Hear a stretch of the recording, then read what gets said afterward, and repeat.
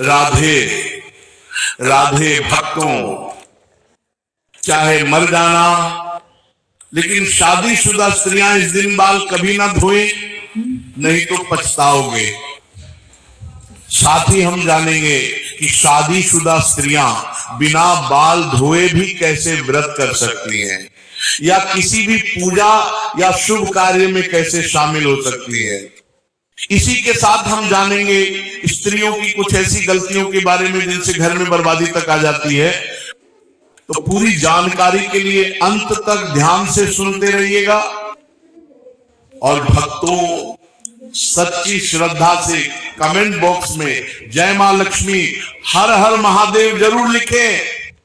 भक्तों, हमारे हिंदू धर्म के शास्त्रों में अनेकों परंपराओं और रीति रिवाजों का विशेष महत्व बताया गया है।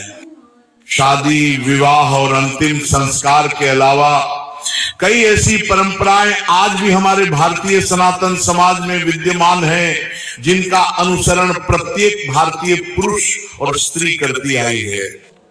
इन्हीं के अनुसार शादीशुदा स्त्रियों को हर दिन कुछ कार्य करने से पहले शुभ अशुभ का विशेष ध्यान रखना चाहिए। आप तो जानते ही होंगे कि शादीशुदा स्त्रियों द्वारा कुछ खास दिनों के अलावा बाल धोना धर्म शास्त्रों में वर्जित माना गया है।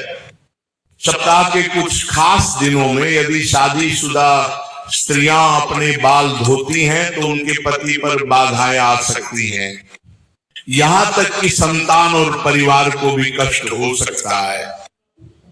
तो भक्त तो चलते हैं और सुनते हैं कि इस बारे में क्या कहा गया है, लेकिन उससे पहले यदि आप चाहते हैं कि लक्ष्मी माता का आशीर्वाद आप पर बना रहे तो इस वीडियो को एक लाइक करें, अपने चैनल को सब्सक्राइब कर लें और कमेंट बॉक्स में जय लक्ष्मी माता अवश्य लिखिए।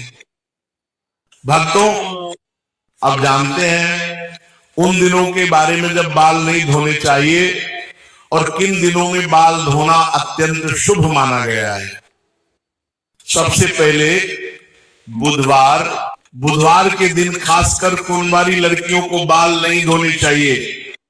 यदि कोई कुंवारी लड़की बुधवार को बाल धोती है तो उसके भाई पर किसी बड़े संकट का खतरा आ सकता है। इसलिए जितना संभव हो सके बुधवार के दिन बाल न धोएं। अगला बृहस्पतिवार, गुरुवार, यदि कोई शादीशुदा महिला गुरुवार को अपने बाल धोती है तो उसके पति की आयु में कमी बताई गई है। इस दिन शादीशुदा स्त्रियों को भूलकर भी बाल, नाखून या बाल काटने का कार्य नहीं करना चाहिए। गुरुवार के दिन घर में पोछा लगाना, कपड़े धोना, ये सब भी वर्जित माना गया है। ऐसा करने से परिवार पर बड़ी बाधाएं आ सकती है। अब बात करते हैं सोमवार। यदि कोई शादीशुदा स्त्री सोमवार के दिन बाल धोती है तो ऐसा माना जाता है कि इससे उसके बच्चों पर संकट मंडरा सकता, परिवार पर आर्थिक समस्याएं भी आ सकती हैं। इसीलिए शादीशुदा स्त्रियों को सोमवार को बाल धोने से बचना चाहिए। अब प्रश्न ये है कि बाल धोने का शुभ दिन कौन सा है? तो भक्तों, शुक्रवार के दिन स्त्रियों को बाल अवश्य धोने चाहिए। ऐसा करने से घर में बरकत आती है, सुख समृद्धि बढ़ती है और पति के धनवान बनने के योग बनते हैं।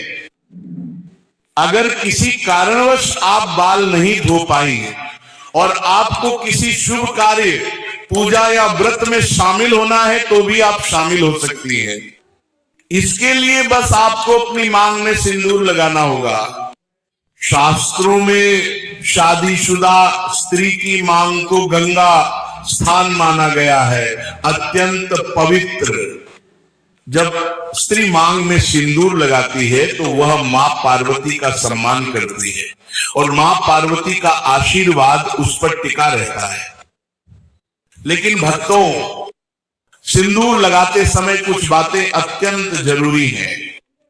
कई स्त्रियां ऐसी गलतियां कर देती हैं जिससे उन्हें इसका पूरा फल नहीं मिलता। उल्टा पति को कष्ट और घर में कलह तक की स्थिति हो जाती है। आइए जानते हैं सिंदूर लगाते समय इन गलतियों से कैसे बचे।